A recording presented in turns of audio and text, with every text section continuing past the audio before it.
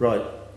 First of all, Gérard, I'd like to welcome you and thank you for coming.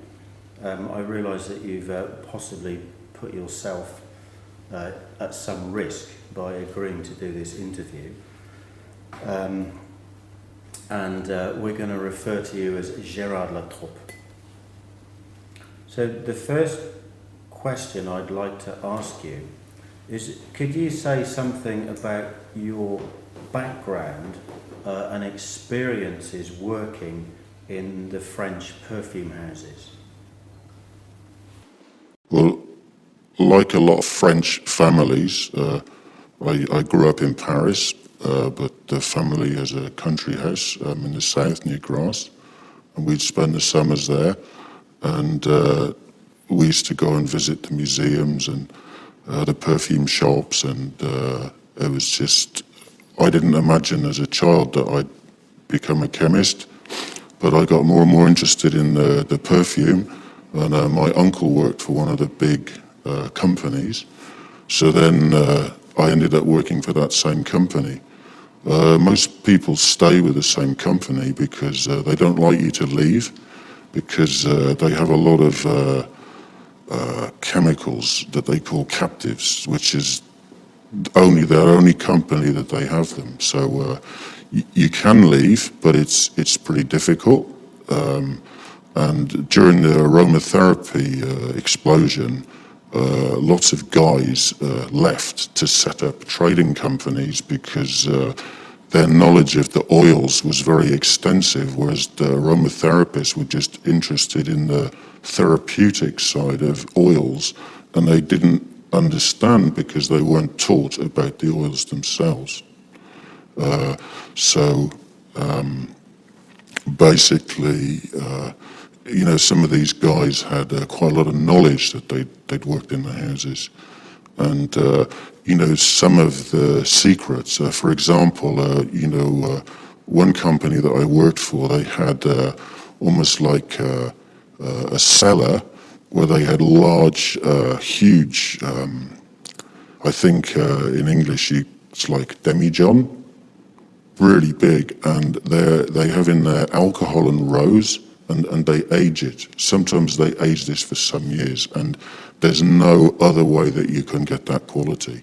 And that aging is really important, but this is something that they won't talk about because they don't want other people to use their techniques.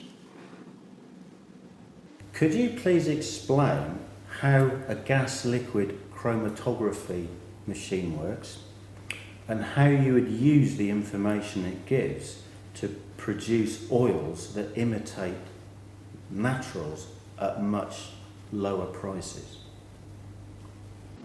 A GLC machine is basically, it's quite an advanced piece of equipment, but what it does is basically very simple. It analyzes volatile materials and presents the information in terms of either a percentage of the total.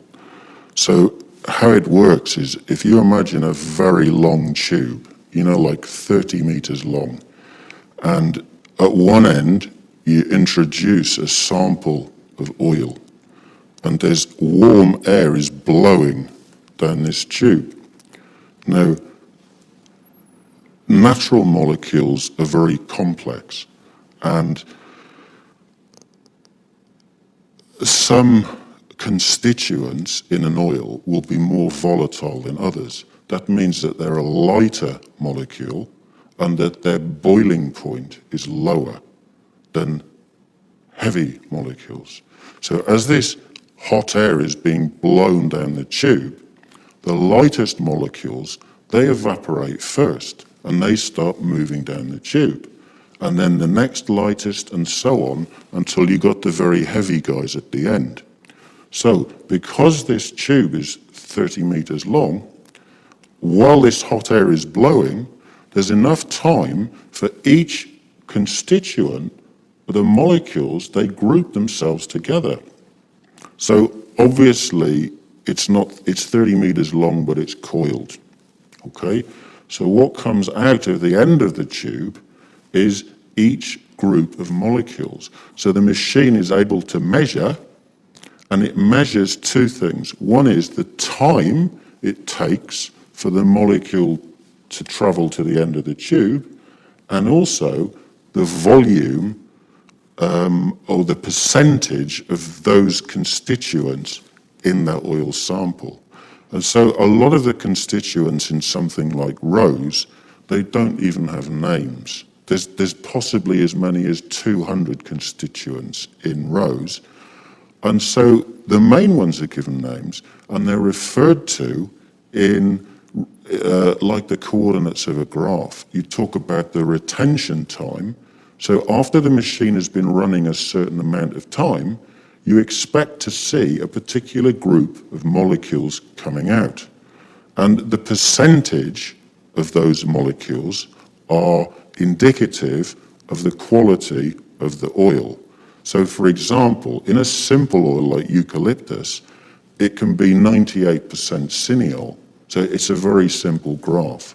But in the case of rose oil, it's highly complicated, and it's one of the reasons why you cannot properly imitate jasmine or rose. Now, to make it visual, I've brought some traces here, which I can show you. And this is basically the form. This is the trace that the machine makes, okay? So you can see down here is the retention time, and along here, these are called peaks, okay? And the larger the peak, the more a specific constituent. And you can see here that the chemist has written the names of these constituents. So you can see there's lots of them, and they're actually quite complicated, okay? So that information can also be presented in the form of a table, like so. So of course, you need to be a trained chemist to read this and to understand it. But in terms of quality, what I show you, this here is an official Bulgarian document, okay? It's analysis of Rosa damascena, which is Rose Otto, okay? The current harvest in both Turkey and Bulgaria is down. The weather was too hot, and when it's too hot, the little nascent rosebuds, they dry up and they don't release so much oil, okay? So prices of Rose Otto is going to go up, and the more expensive an oil goes, the higher the temptation is to find cheaper alternatives. But I want to draw your attention here to this constituent, phenyl ethyl alcohol. Now, according to this Bulgarian analysis, there's 62, just over 62%